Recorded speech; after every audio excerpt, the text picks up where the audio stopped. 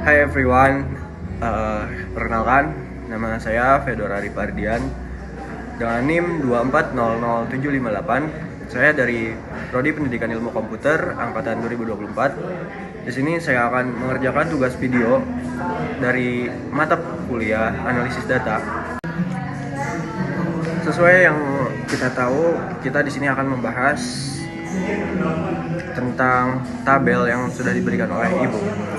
Yang pertama, di sini ada dataset ataupun bahan mentah yang diistilahkan bahan mentah dari sebuah data.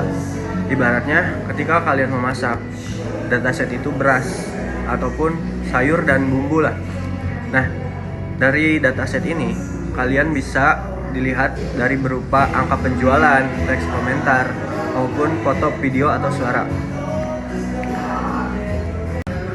Nah, dari dataset ini aku punya contoh gitu.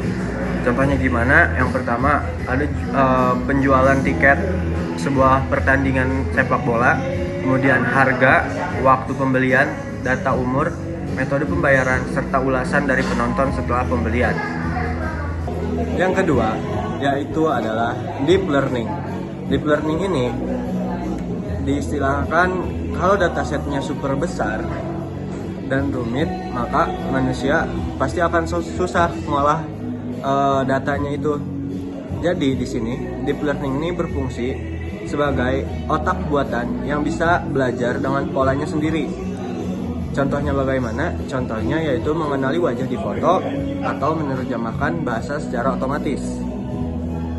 Yang ketiga adalah representasi. Representasi ini merupakan data mentah yang kadang susah dipahami oleh mesin. Representasi adalah cara mengubah data dan data yang mentah dengan bentuk atau angka yang lebih terstruktur. Misalnya, teks diubah jadi deretan angka atau disebut word embeddings, atau sebuah gambaran yang mempunyai kumpulan pixel. Dan yang keempat adalah unstructured data. Sesuai namanya, unstructured ini artinya berbentuk data yang berantakan dan belum diolah. Contohnya seperti Excel yang mempunyai tabel yang berantakan, kemudian teksnya panjang, ataupun foto atau video ataupun suara yang perlu diubah dulu untuk direpresentasikan ke data yang lebih bagus supaya bisa diproses lebih baik. Dan yang kelima teman-teman adalah feature engineering. Feature engineering ini dimaksudkan atau diibaratkan seperti ketika kalian memasak, ada dari bahan mentah dulu. Bahan mentah ini kita pilih dan diolah untuk siap masak atau siap saji. Nah, contohnya adalah dari data penjualan tiket ketika menonton pertandingan ataupun konser. Kemudian kita bikin fitur yang harga rata-rata per tribunnya atau jumlah penontonnya berdasarkan umur. Jadi feature engineering ini membuat data menjadi lebih bercerita. 6 adalah graph base atau model graph. Model graph ini bisa dibayangin ketika jaringan pertemanan teman-teman mempunyai titik dan garis. Nah, titik itu sebagai orangnya dan garis itu sebagai hubungan.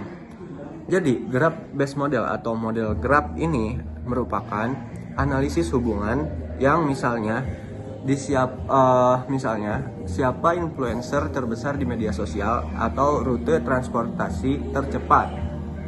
Yang ketujuh, teman-teman, merupakan time series. Time series ini adalah analisis penjualan tiket berdasarkan waktu jika dicontohkannya.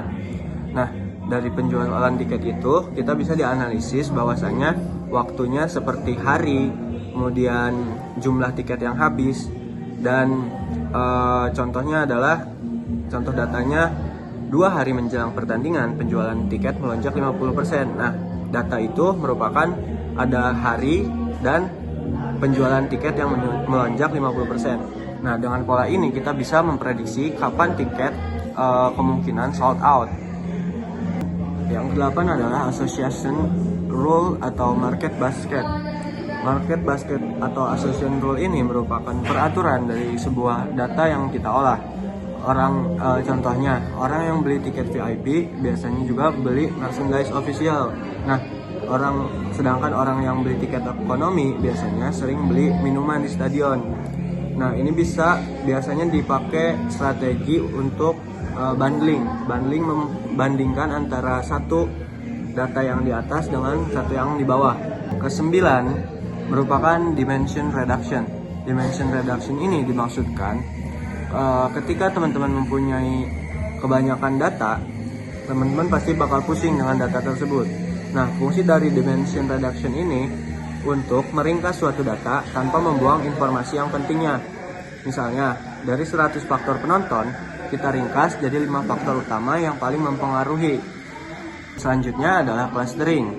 Clustering ini, jika kita belum mengetahui label datanya, maka clustering bisa dipakai untuk mengelompokkan data secara otomatis ataupun tanpa capek kita kelompokkan satu-satu, teman-teman.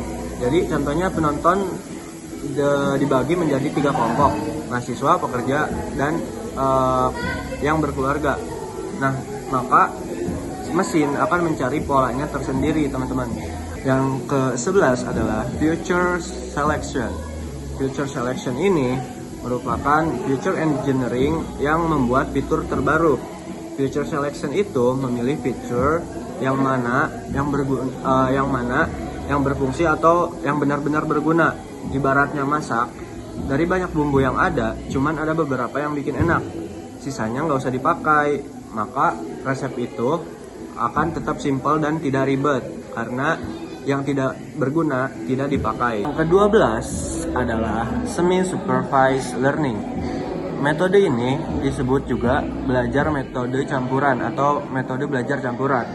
Nah, supervised ini dimaksudkan adalah sebagai label, atau contohnya ketika ada foto kucing, maka disebutnya bakal kucing. Nah, yang kedua adalah unsupervised ataupun tidak ada label, dan sebaliknya dari label kucing tadi. Yang ketiga yaitu semi supervised ataupun sebagian kecil data yang berlabel sedangkan sisanya tidak ada. Nah, semi supervised learning ini sangat berguna untuk di dunia nyata karena kebanyakan di dunia nyata ini tidak mempunyai label. Nah, yang ke-13 adalah jenis klasifikasi atau classification. Classification ini berfungsi untuk memprediksi sebuah kategori. Contohnya, ketika ada email spam atau spam ataupun sampah, maka akan terdeteksi itu email sampah atau bukan, sehingga pengguna atau penontonnya bisa memberikan rating terhadap email yang masuk tersebut puas atau tidak, sehingga hasil akhirnya merupakan label yang mempunyai discrete. Yang terakhir adalah regression. Regression ini berfungsi untuk memprediksi angka. Jadi misalnya teman-teman mempunyai suatu data dan ingin memprediksi harga penjualan yang akan terjual nanti, maka regression berfungsi untuk memprediksi data angka tersebut, teman-teman.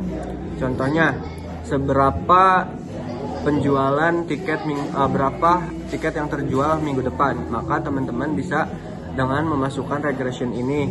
Nah, hasilnya nanti berupa angka atau continue yang terus-menerus akan terupdate. Seperti itu, teman-teman. Oke, teman-teman, itu dia yang aku jelasin tadi. Ada dataset, deep learning, representation, unstructured data, feature engineering, graph-based model, time series, association rule, dimension reduction, clustering, feature selection, semi-supervised learning, classification, dan regression. Nah, dari yang penjelasan aku semoga bermanfaat. Terima kasih. Wassalamualaikum warahmatullahi wabarakatuh.